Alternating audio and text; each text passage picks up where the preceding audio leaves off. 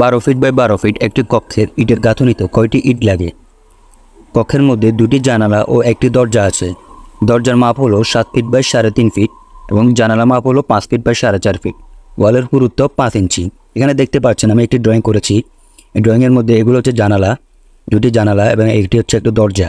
তো রুমের ভেতর থেকে ভেতরের মাপ হচ্ছে 12 ফিট এবং এদিক থেকেও 12 ফিট। আর ওয়ালের পুরুত্ব এখানে দিতে পাচ্ছেন, ওয়ালের পুরুত্ব হচ্ছে 5 ইঞ্চি সব দিকে। এখন আমরা এখানে কয়টি ইট লাগবে ইটের গাঁথনিতে সেটি বের করব। তো প্রথমে আমাদেরকে কী করতে হবে, পুরো ওয়ালের দৈর্ঘ্যটা বের করতে হবে। তো দৈর্ঘ্য বের করার জন্য আমাদেরকে দিতে হবে এল সমান, এল মানে হচ্ছে দৈর্ঘ্য, এল সমান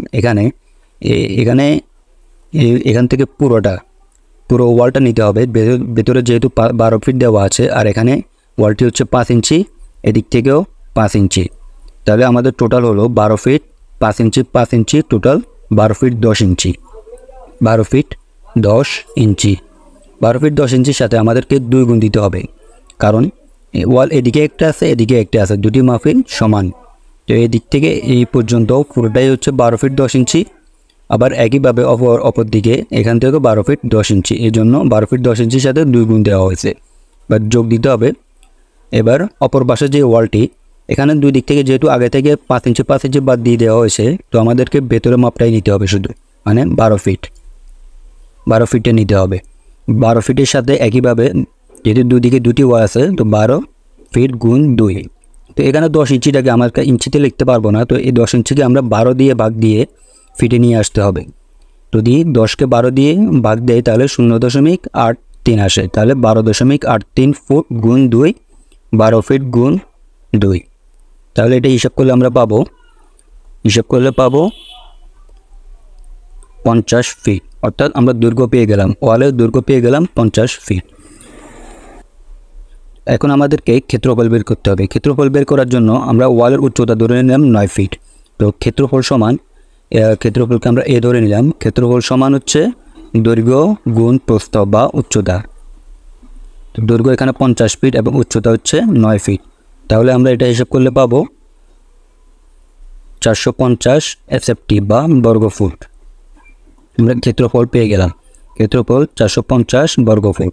এখন আমাদেরকে কী করতে হবে, ক্ষেত্রফল থেকে যে আমরা ক্ষেত্রফলটা পেলাম 450 বর্গফুট, এটা থেকে আমরা দরজা ও জানালার ক্ষেত্রফলটা বাদ দেব। দুটো জানালা এবং একটি দরজা আছে, এগুলোর ক্ষেত্রফলটা আমাদেরকে বাদ দিতে হবে টোটাল ক্ষেত্রফল থেকে। 450 ফুট বিয়োগ, তো এখানে একটি দরজা আছে, দরজার মাপ আমরা উপরে দেওয়া আছে 3.5 ফিট, দরজার মাপ আমরা 3.5 ফিট ধরে নিলাম। একটি দরজা, এই জন্য 1 গুণ 3.5 ফিট দরজার চওড়া আর দরজার উচ্চতা। তো আমরা একটি দরজা এখানে এঁকে দেখাই, একটি দরজার উচ্চতা আমরা 7 ফিট ধরে নিলাম, সচরাচর 7 ফিটে হয়। তো একটি দরজার প্রস্থ এবং দরজার উচ্চতা যোগ, এখানে যেহেতু দুটি জানালা দেওয়া আছে এই জন্য আমরা 2 দেব। জানালার সংখ্যা হচ্ছে 2টি, 2 গুণ জানালার চওড়া এবং উচ্চতা। যে জানালার দরজা এবং জানালা উভয় দিকে এখানে মাপটা দেওয়া আছে, তো জানালার চওড়া দেওয়া আছে 5 ফিট এবং উচ্চতা দেওয়া আছে 4.5 ফিট। এবার আমরা 450 থেকে এইটা পুরোটা বাদ দিলে কত থাকে এটা দেখব। 450 বিয়োগ, এখানে হিসাব করলে আমরা পাবো 69.5। তো 450 থেকে 69.5 বাদ দিলে আর থাকে 381 বর্গফুট বা এসএফটি। এবার আমরা ইটের সংখ্যা বের করব। ইটের সংখ্যা বের করার জন্য আমাদেরকে ক্ষেত্রফলের সাথে যে আমরা ক্ষেত্রফলটা পেলাম 381 বর্গফুট, এর সাথে 381 বর্গফুটের সাথে 5 গুণ দেব। 5টা কি এখানে 5 হচ্ছে প্রতি স্কোয়ার ফিট ইটের গাঁথনি করতে 5টি ইট লাগে, এর জন্য আমরা 5 দিয়ে গুণ দিলাম। তো 5 দিয়ে গুণ দেওয়ার পর আমরা পাবো 1905টি ইট। তাহলে এই গাঁথনিতে 1905টি ইট লাগে। এটি হচ্ছে শর্টকাট পদ্ধতি। এছাড়া আরেকটি যেটা বিস্তারিত পদ্ধতি আছে সেটি এখন আমরা করে দেখব।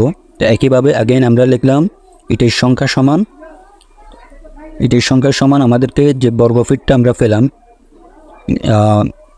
যে ক্ষেত্রফলটা, ওয়ালের যে ক্ষেত্রফলটা আমরা পেলাম, এই ক্ষেত্রফলের সাথে ওয়ালের যে পুরুত্ব, ওয়ালের পুরুত্ব 5 ইঞ্চি, এই 5 ইঞ্চিকে আমরা গুণ দিতে হবে, তাহলে আমরা ওয়ালের আয়তনটা পাবো। 5 ইঞ্চিকে আমরা ইঞ্চিতে লিখতে পারবো না, তো আগে আমরা 12 দিয়ে এটাকে ভাগ দিয়ে ফিটে নিয়ে যাই। 0.42 ফুট, 0.42 ফুট। তো এখানে আমরা যেটা পেলাম এটা হচ্ছে ওয়ালের আয়তন। এখন আমাদেরকে ইটের আয়তনটা দিতে হবে।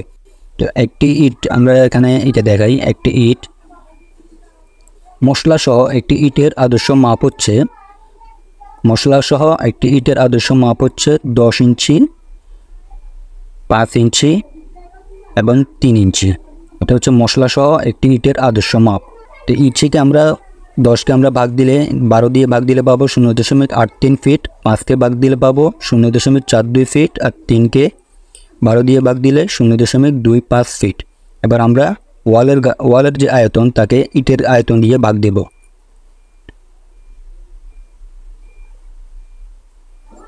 ওয়ালের আয়তনকে ইটের আয়তন দ্বারা ভাগ করলে আমরা পাবো 1837টি। 1738টি।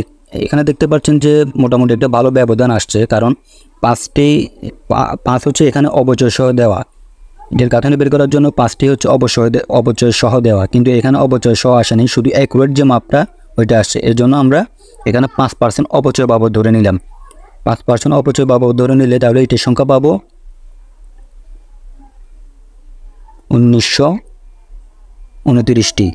এখন দেখতে পাচ্ছেন প্রায় কাছাকাছি চলে এসেছে।